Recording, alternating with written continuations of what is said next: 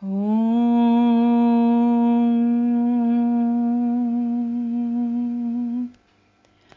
Purnamada Purnamidam Purnat Purnamudachyate Purnasya Purnamadaya Purnamevavashishyate Harihi Om.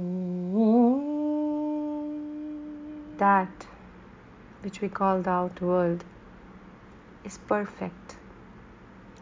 This which we call the inner world is perfect. Each one filled with divine consciousness. Perfect comes from perfect.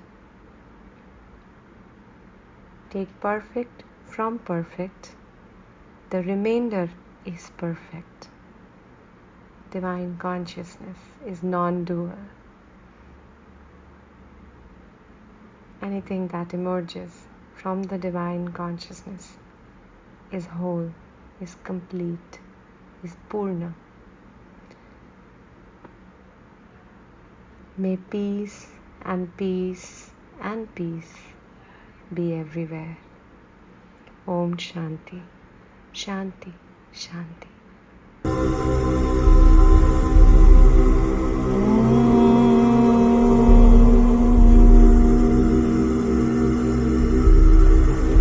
Purnamada Purnamidam Purnat Purnamudachyate Purnasya Purnamadaya Purnamevavashishyate. Hello and welcome to another session of Purnamada. We have with us Dr. Tripti Jain and our guest today, Bhavna Chawla Sahai. Welcome to both of you. Dr. Tripti Jain is a clinical psychologist and she needs no introduction. She's my mentor and a mentor to so many like me. She's done more than 7,000 to 8,000 past life regressions, and it's always a pleasure to interact and share space with you. Welcome, Bhavna Chawla Sahai. It's a very interesting soul that we have here. She is a counseling psychologist, a master spiritual coach certified by Certified Coaches Alliance Canada. She's an NLP master practitioner with the SNLP of USA. She's a Money Reiki Grandmaster, a Lama Fera Grandmaster, and she's a past life regression therapist trained again with Dr. Tripti Jain. She also does a lot of other healing modalities. She's very intuitive, and as in her quote unquote known words, my path is to explore how we might connect with divine wisdom and our inner knowing for creativity, inspiration, and healing, and to share this with others. Bhavna has worked in publishing and has edited and given structure and shape to many rich books, thought-provoking books with a number of publishers, including Pearson, HarperCollins, Thomson Press, to name a few. She's also a former professor of Stratford University, in the India chapter, where she has taught students the intricacies and the science of happiness, the psychology and management lessons from the Bhagavad Gita, and the like. She's been a resident of Delhi for many years, but has now moved to the Himalayan abode, for the rest of her journey on Earth. Oh, nice! And she has a large number of pets. She's got 6 furry kids, she says, 4 Tibetan mastiffs, an English Cocker Spaniel, and her sweetheart Gaddi, as she puts it. So welcome, Bhavna ji. and looking forward to a wonderful session. And over to Dr. Tripti Jain. Hi, Bhavna. Hi, ma'am. My God, it's been such a long time. A Um, long time. yes. And I remember you so well from the 2-day workshop that you did in Delhi with me. And then, of course, you came for the training. And now you're doing some super work. And I'm really keen to listen to all that. So, Bhavna, let's start with your spiritual journey. I remember you being very spiritual even at the time when we met for the first time, talking about your seeking that you were so keen to do and the trainings and all that. So, tell me something about. That has been actually a very, guided journey, I would say, because from the very initial life, childhood, when I say, I have always been like a committed believer of only one force, which I called Bhola, the Shiva energy. That somehow, I don't know from where I'm carrying, but in one of the sessions, I got the hang of it also. Why only Shiva and nobody else? But that thing always stayed with me, that there is somebody who is looking after me like his own child. And since that somebody who is looking after me is the universe himself, the creator himself, I don't need to be bothered about anything. The only thing that always mattered to me and still matters to me is going back to him and being with him. Mm. That has been my seeking from the very beginning. But something was like, this is not the life I was meant to live. This is not something I was meant to do. There is something more to the superficial layers of life, materialist life, relations, doing something for the sake of just earning your bread and being happy with that same thing going on and on. I was never meant for the rote and the repeat stuff. Even in the jobs, if you talk about, I have never been able to be still with one kind of work for more than a couple of years or so. I need something, something like a kick. I need something to keep me creatively occupied, in which I Right. feel like I'm doing or creating something rather than repetitively doing some task or doing it in just like people spend their lives doing it day in and day out.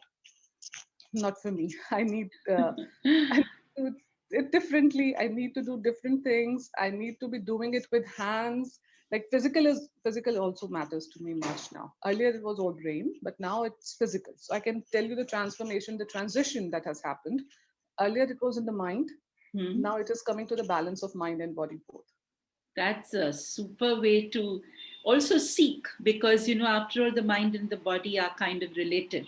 So it's Yeah. important to balance both of them. Yeah.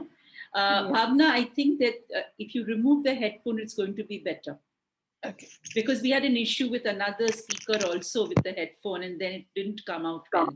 Yeah, let's just do it like that. Yeah. So great, Bhavna.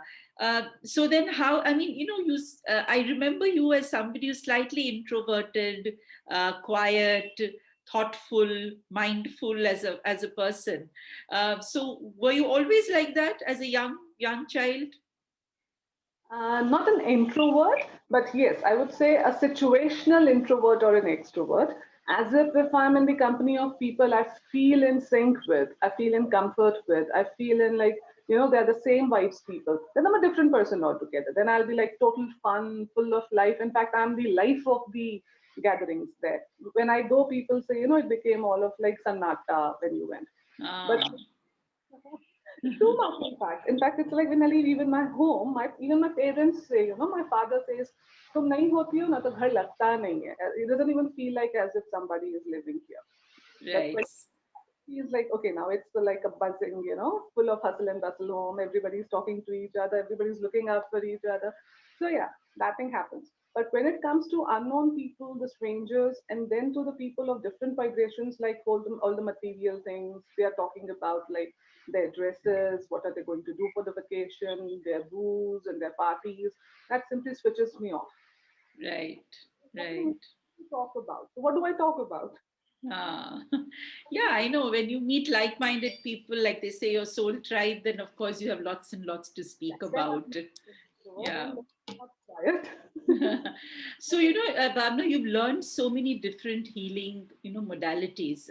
So tell me something about the search, because when you start learning, there's a search as to where and what you want to learn. So tell us something about that. Yeah, it started with I have always been a meta kind of a person. Meta kind of a person in the thing, okay, things work this way, but why do they work? Why and how? I have always been a person with the questions why and how. What is not my forte? Hmm. What is okay? It's happening. I'm fine with it. But why and how? Hmm. Led me to the search of the how is my brain functioning? What's making me do or believe the way I'm doing it? Because if I know the meta programming, then only I'll be able to change it or maybe get in sync with it. That thought process led me to the neuro linguistic programming. So I did NLP in Delhi, this 7-day program, which actually led me to the experience of hypnosis. That was my first experience with hypnosis, and that was way back in 2009. But with the timeline therapy, with the NLP, that thing shattered. That it's not supposed to be that way. If I'm able to go to the past and I mean, heal it there, if I can in the present choose it differently and rewrite my future, then definitely it is not a linear concept for me anymore. Hmm. That led me to the healing. Now, Hmm. this all it became a chain and it got linked to each other. I met a person in NLP who said you are meant for, if you'll experience the energy world, then the things will shift for you because you'll realize and perceive more of what you are missing out on right now. That was the grand opening for the energy world for me. Then I went into pranic healing. And from pranic healing only, somehow, I think I saw the post of Abhilasha for this mystic journey. And with one of my friends, Preeti, I joined the mystic journey thing for the 2 days. Hmm. Preeti was the one who got me there. Right. I hadn't heard of the past life kind of experience before that. But Preeti was like, it will give you the answers you're searching for, that sort of void in the questions that are inside you, that will give you a clue to connect with it. Let's go and experience. And I'm all for experience. So Yes. experience it, then nothing like it. It will give me my own belief. It will give me my own experience. It will give me my own reference point to fall back on. So I came with Preeti, and then in the regressions, the health regression, and then the restlessness and all that all followed, and it started making sense. So Right. that's my entry into the world of this timeline, the past life. Yes. Yes, I remember the restlessness in your legs. And I know you were the only person moving your legs while you were in trance also. And then after the session, I even asked you, whether you were a breech baby. I am. And you said, yes, I was a breech baby. And that kind of validated for me also, because we see so many people and breech babies have an issue with movement of legs. They're not able to, Yes. stay still, and that's something that came up. Yeah. In fact, keeping your legs still is so uncomfortable. People will feel tired and pain when they're moving it. It's the opposite. If I'm not moving it and laying still, then it feels like my legs are aching and I need to release that energy to let go of that and be at ease. Yes. And it's really interesting, how the birth process also can define many, let's say, kind of behavioral things that we do. Bhavna, I mean, you've had a normal childhood, I guess, nothing off the ordinary, right? Yeah, my childhood was always like I should say over pampered. So maybe that led to what happens. You stay in the comfort zone Hmm. because you're always Correct. that the moment you say you need something or want something, it's given to you. So you don't learn that skill of getting it for yourself, going out of the comfort zone and making things happen because you're like, okay, whatever I do or don't do, I'll get it. Hmm. That thing happened, and that Hmm. thing somehow, if you correlate, led to the idea of perfection, which led to procrastination in me. That's interesting. Perfection leading to procrastination. Can you can elaborate a little bit on this? Yeah, sure. I'm the first child in my family, in my generation, from both the paternal and the maternal side. So, like my father is the eldest, my mother is the eldest. So, both in my nana ghar and my dada ghar, I'm the first in my generation. So definitely a different kind of a pampering and spoiling that happened. Hmm. But my father loved me more than anybody. And in fact, I mean, there is a peculiar situation for this one thing that happened. I remember, which my father also and all the other people also kept on telling me from time to time. That these eunuchs, when they come for when a male child is born in the Indian families for celebrating and taking some money, yeah, कि लड़का हुआ है, लड़का हुआ hai. So when I was born, they were not aware that a girl is born.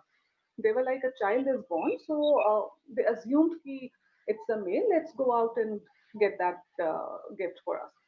And when they came and they came to know that I was a girl, they were like they were simply blessing and saying it's okay. जब लड़का होगा लड़के की दुआएं देने लगे कि may you get a boy and all that. But when they started to leave, my father was like, "What made you think that she's lesser than a boy? And what Hmm. made you think that she's a girl, so her birth won't be celebrated?" Hmm. And he gave them the same that would have been given on the birth of a boy. Right. So And that's the kind of love and pampering that you've grown up with. yeah, even laddus were distributed on my birth, just like we celebrated on the birth of a boy. It's a Right. big thing back then. Right. Right. That stayed with me, and that my father had these high expectations. Even now, he expects me to be like, there's a standard. So that standard thing that went into me, I have to be a perfectionist, otherwise my father won't be happy and won't be proud of me. Hmm. So it has always been like I have to appease him, not appease him in the sense that he's against me or angry with me, but appease him in the sense that he should be proud of me and he should always be proud of me. Hmm. Hmm. Perfection thing crept in. Right. This Right. perfection is something which later I realized that perfection can be a very illusionary target that leads to procrastination in the sense of feeling that it's not enough.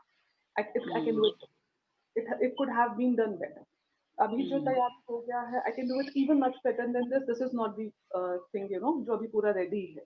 That Hmm. being ready kind of thing became illusionary after this perfection thing. And then I realized this is what is keeping me from doing what all I am capable of. And this Right. connected with the llama wala birds that I saw. Okay. So share that. That's your past life experience of being a lama. Please share it. Yeah. Uh, the interest. This was in this one Rishikesh regression that we all did together. And there were two of these I saw. One was the Lama that is totally like as if I'm reliving the life. So I have to break through those patterns and I'm working on that. In this, I was a small child, the Lama, because they are taken in the very small age. So I Hmm. was a kind of a child when I was Hmm. adopted in the monastery. And it was, now it again boils down, it was a monastery in the mountains. Right. That's why mountains have always felt like, home to me. They call, Yes. you don't belong anywhere, you belong here. So I was a lama in the monastery in the Himalayas. Maybe I don't know the country, I don't remember, but it was a Himalayan range kind of thing. It was like in the monk when I was a small child as a monk. It was I was very easygoing, totally free, wild in the sense कि घास पे हाथ फेर के घूमना है, फूलों के साथ खेलना है, हवा से बातें करना है, just lie down and look at the sky and feel like wow, now this is life.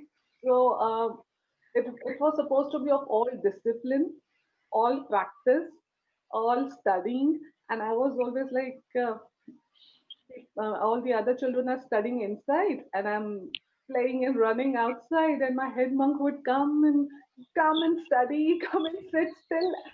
I could not sit still even in that life. Ah. Right. Right.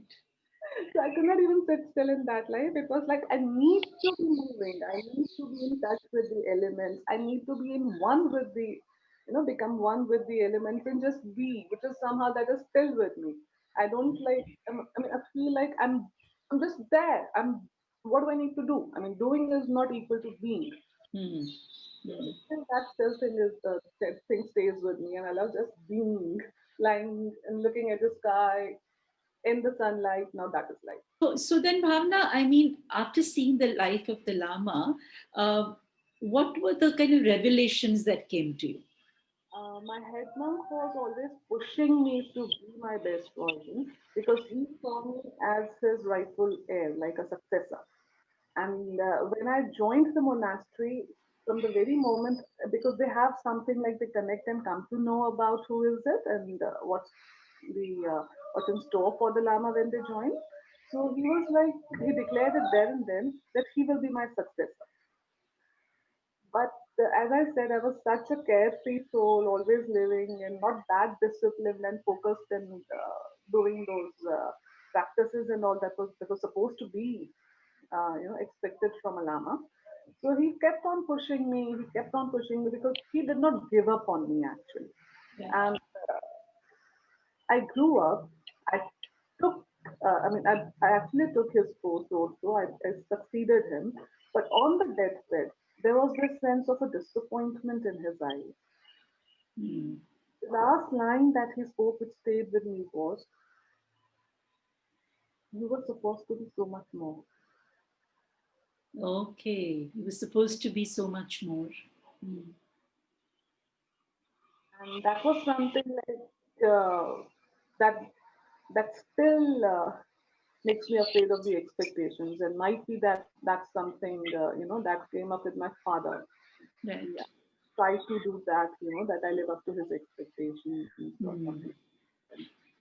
So even with my teachers, it has always been still it has always been like they keep on pushing me. You don't know, even in the NLP, you can be so much better. You can do so much better. That's still, that push is something that's happening, and Hmm. still I'm trying to get out of that carefree and get into that discipline push. Hmm. Right. Discipline and staying in that discipline is something that I'm still trying to come out of. Correct. So kind of staying disciplined. You do get into a mode of discipline, but staying disciplined is becoming a challenge as far as you're concerned. Hmm. It's like staying still. I can be still, but staying still is a challenge. Yes, you can be still, but staying still becomes a problem, right? So, staying in a certain state is something that is difficult for you. So, after that particular regression, anything else that you experienced during the training apart from this? During the training itself, in the mystic journey, what happened? In Hmm. the mystic journey, we did the health regression. Hmm. And it had been very recent. Very recent when I say it was a development of, say, a few months only, that my periods got irregular. And when we regressed, I saw that I was there as an African tribal woman, and I had a still childbirth. But the trauma of the childbirth, the still childbirth, that stayed in the womb. Right, Yeah, so right. it started crying from that particular age only because before that it was all perfect. When we talk about perfect cycle, it was perfect.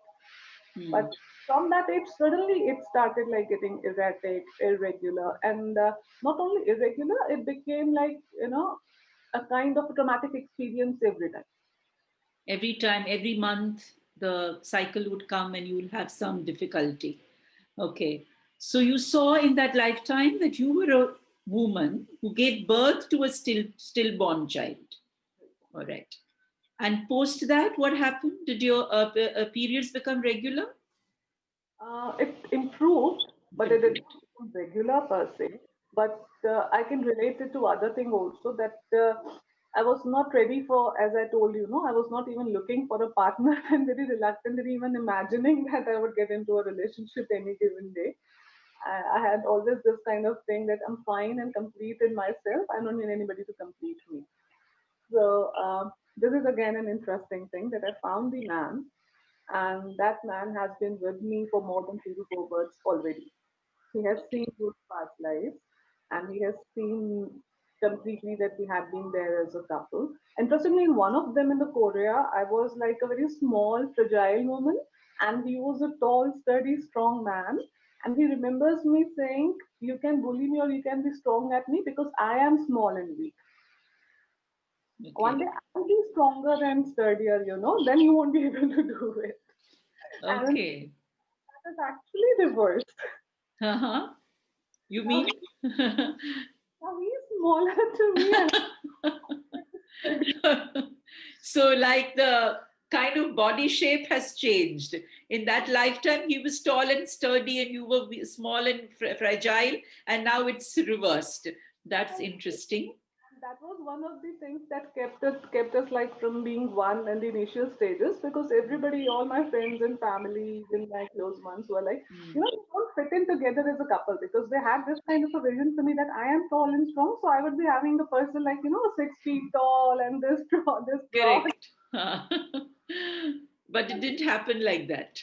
Nothing happened. So it was a reversal kind of a thing, and he is small and not that broad anymore. Huh? And I have taken up that, now you can't bully me anymore. I'm the one who's doing that. That's very interesting. So yeah, and I remember this also, Bhavna, when we were chatting during the mystic journey, that you said like, I'm not going to get married and stuff like that, and so I was a little surprised when I came to know that you were married. So and now there's a soul connect with your husband. Yes, there is. My father had been like, as I told you, very blessed, and I'm very protected here. But what happens is when you're overly protected and over pampered, the comfort zone actually draws upon you so much and so tight that you stop growing. Yes, that's true. That's when you need some push or somebody to support you and say, okay, now there is a journey and you have to move forward and be there. Now, this man was somebody who was always like from the very beginning, you have so much to do, you are capable of doing so much. He pushed me to be more, always. Yeah. And even now, he is pushing to be more. It's more Mm. like as if he is living for making me realize my potential, which I have not been able to in my past life also, and even now I'm not doing it 100% per se. He keeps on pushing me, and he is somebody who is like, करना है तुम क्या कर सकती हो सोचोगी तो कैसे होगा you go and do it I'm there for you I'll take of every care of every other thing you just be in you be the best of what you can. Wonderful. What a nice supportive partner you have. So, has he also tried past life therapy with you? Yes, he has done it on multiple occasions. Like I said, he has seen me with himself in 3 or 4 births. Yeah. Uh, the most interesting one was when he was trying to figure out why we are here, because we both are seekers in the elementary stuff of ourselves. So it was like, why?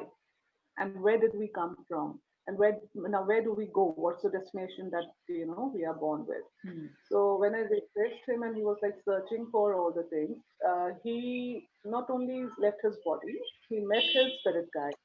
Not only did he meet his spirit guides, he met the ascended masters on the way. And then Babaji held his hand and showed him the way and took him to some, because he's an ardent follower of Babaji. He is the like initiated Kriya Yogi.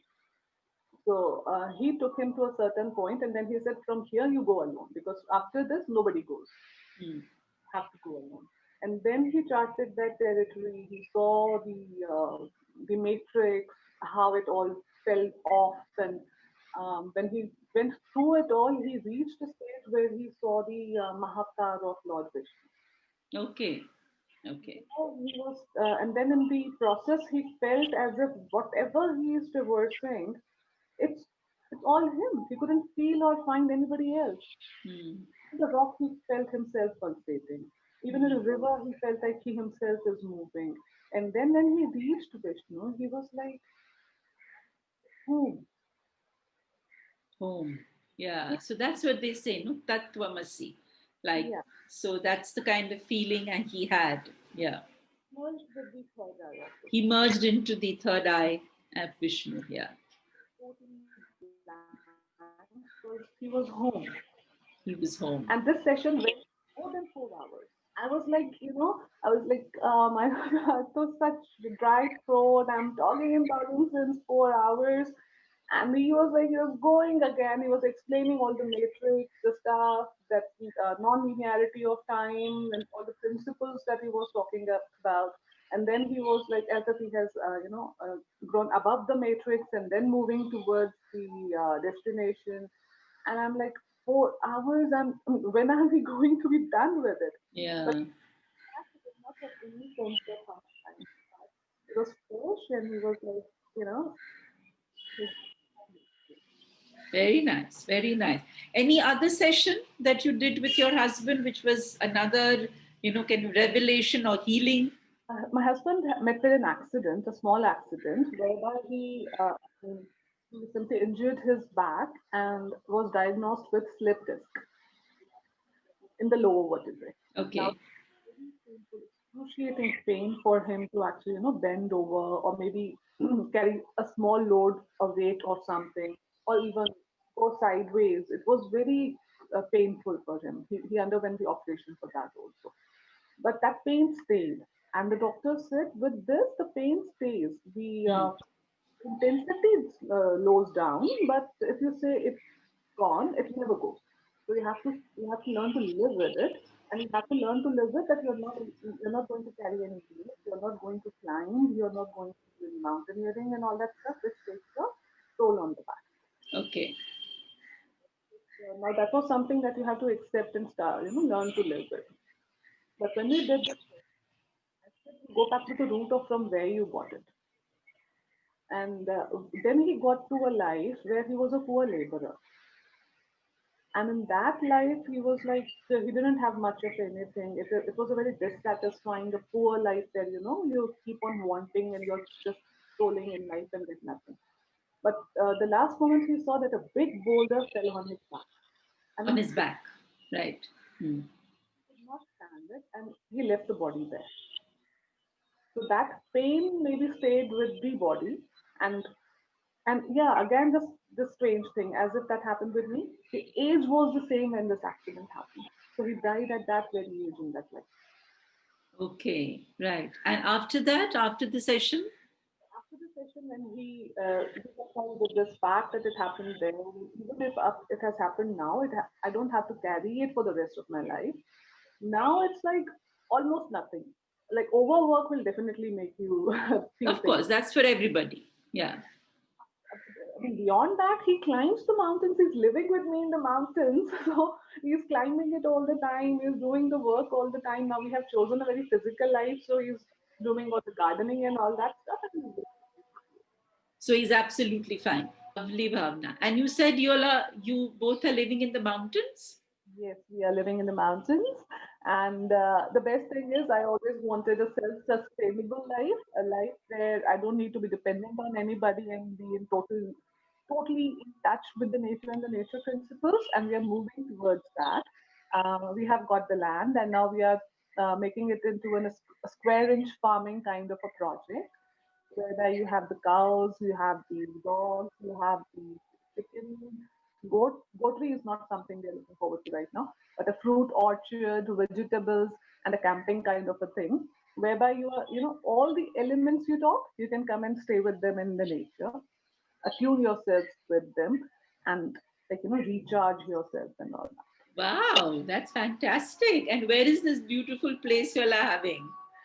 One is in Almora, and Almora. the second project that I'm working on is around 35 kilometers from the main Rishikesh. So yes, Rishikesh. Okay. That's why I had the vision of opening a school, not a school, a Gurukul kind of a thing, where children learn by just being themselves. Because children, Absolutely. by observing, by questioning, just by looking at things, and you give a structure to them, and they learn. Why do they need to go into the classes and do the theory and the rote thing, which they're not going to utilize in their lives anyway? Lovely, Bhavna. So you can be a mother to many children who can come to your little gurukul that you can plan and teach. And I think we are going back to our roots, from Yeah, where the education system started in the first place. Root, Yeah. interesting. The first company I floated, though I did not register it that time, I named it Divine Roots. Lovely. So yeah, we are on the same page there. Divine root. Lovely. Very nice, Bhavna. And I wish you great luck for something like this. I think we need people like you who live in the hills, who live with nature, who are so in tune with everything that's happening around, and who want to raise maybe a generation of children who really can um redo many things that have gone wrong. Lovely, Bhavna. Very nice. So I think that's really how you see your path forward. Yeah, I see my path forward as the facilitator of, something that I could have been, but the society, the family, the belief systems, and all that, the fitting into the box and the boundaries, I could not because of. But I want to be the facilitator of other souls who can come and be and do whatever. Freedom. Total freedom. Well, then I wish you luck and I wish you a lot of freedom, freedom to think what you want to, freedom to do what you want to, freedom to behave and be the way you want to, and then teach that to others and let them also experience freedom. It's very important for creativity, and maybe that's the path towards liberation. So great, Bhavna. Lovely, lovely talking to you. And I wish you that we meet someday. Maybe I'll come to Nainital and visit you in that beautiful retreat house that you're going to create.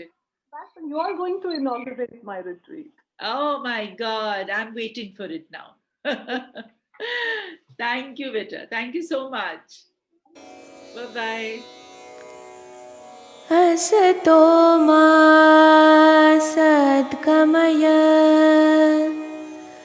तमसो मा ज्योतिर्गमय मृत्योर्मामृतं गमय ॐ शान्ति शान्ति शान्तिः।